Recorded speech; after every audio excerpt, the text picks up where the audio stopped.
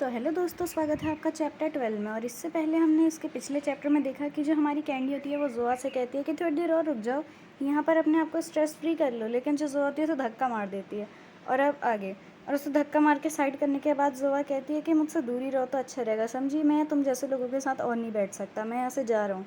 और वो वहाँ से जाने लगती है। लेकिन उतने में जो कैंडी होती है चिल्ला के कहती है, ओपा आपको यहीं रुकना चाहिए, क्या आपको नहीं लगता कि आप बहुत ज़्यादा रूड बन रहे हो।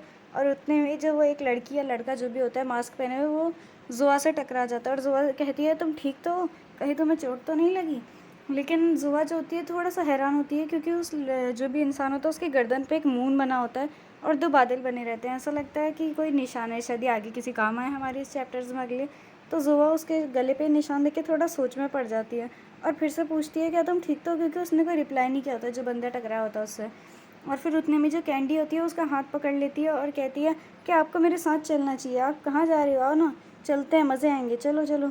लेकिन जो हमारी जोआ होती है वो कहती है कि आखिर कितनी चिपकू है, छोड़ो मुझे, मैं नहीं रहना चाहता है, मैं बोल रहा हूँ ना तुमसे, तो आखिर तुम ज़िद क्यों कर रही हो।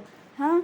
और फिर उसके बाद हमारी जो जोआ होती है वो फिर से कहती है उससे कि तुम जैसे लोगों के साथ मुझे कोई इंटरेस्ट नहीं है बैठने का, तुम अपनी वो बकवास सी बातें करते रहो अपने फैंस के बारे में, जिनको तुम ये सब बोलते हो अजीब अजीब बातें।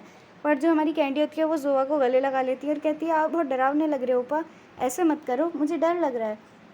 और इतने में जो जोआ होती है वो मनी मन सोच रही होती है, छिछी एक ऐसी लड़की आखिर ये मुझे छोड़ क्यों नहीं देती है, इसका दिमाग ख़राब है या फिर ये मेरा दिमाग ख़राब करना चाहती है। हे सुनो, तुम मुझे छोड़ क्यों नहीं देती हो, क्यों, है ना कैंडी, तुम्हें मुझे छोड़ देना चाहिए, मुझसे दूर हटो थोड़ा सा।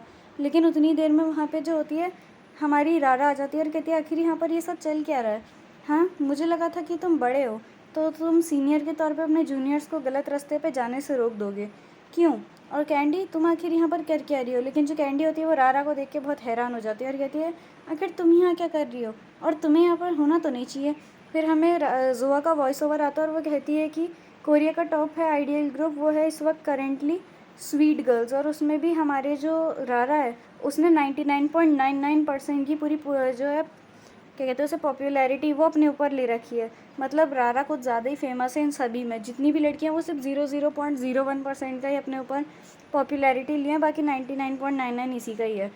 तो हमारी ये जो रारा होती है वो जोआ से कहती है कि तुम्हें इसको ऐसे करने नहीं देना चाहिए था, कम से कम तुम इन्हें गलत रास्ते पे तो जाने से रोक सकते थे। और कैंडी, मुझे नहीं लगता तुम्हारा ऐसा कुछ भी करना तुम्हारे करियर में तुम्हें हेल्प करेगा, मेरे ख्याल से तुम्हें यहाँ पे होना भी नहीं चाहिए था।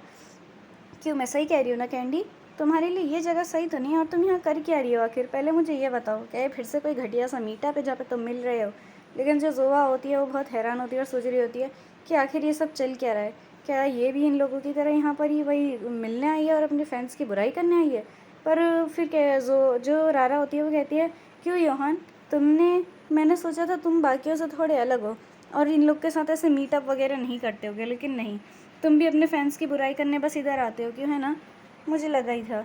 फिर वो देखती है जोआ कि आखिर ये दोनों लड़ क्यों रहे। कैंडी कहती है, गलत रास्ते से तुम्हारा क्या मतलब है, हाँ, तुम्हारा मतलब है मेरा रास्ता गलत है।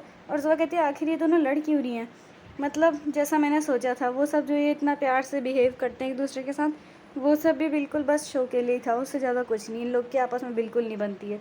फिर कैंडी कहती है, मुझे पूरा यकीन है रारा कि तुम भी यहाँ पर ऐसी किसी मीटअप के लिए आई होगी, क्या तुम यहाँ पे अपने लिए स्पॉन्सर ढूंढने के लिए आई थी, चलो देखते हैं कि आखिर तुम कैसे लोगों के साथ मिलती हो।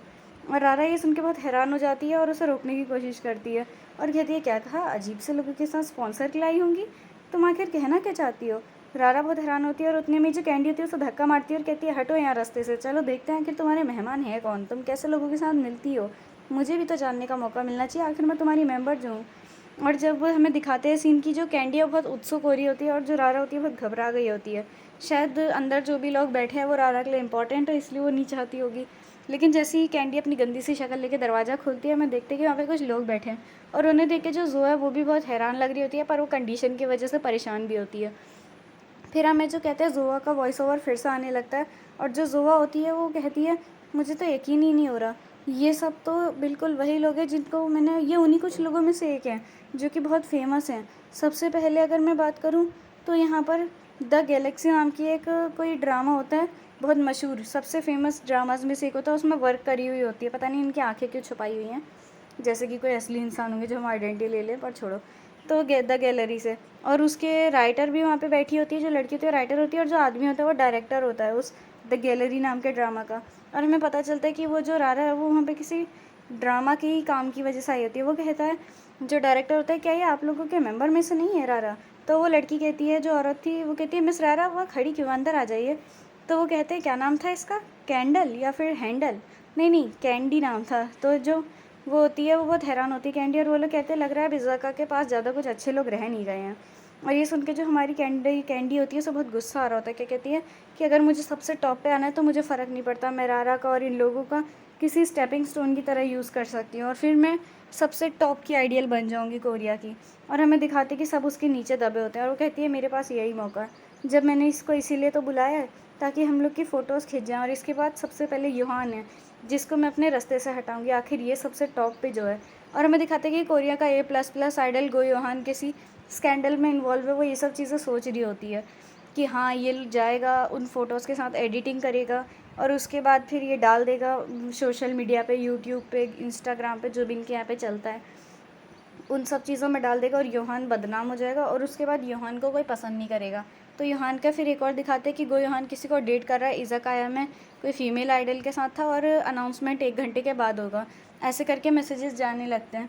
तो फिर उसने में ही क्या कहते हैं, हमारी जो कैंडी है वो ज़ोआ को किस कर देती है, और इसी के साथ ये चैप्टर ख़त्म हो जाता है। अगले चैप्टर में बहुत सारी मज़ेदार चीज़ें हैं, तो मिलते हैं नेक्स्ट चैप्टर में।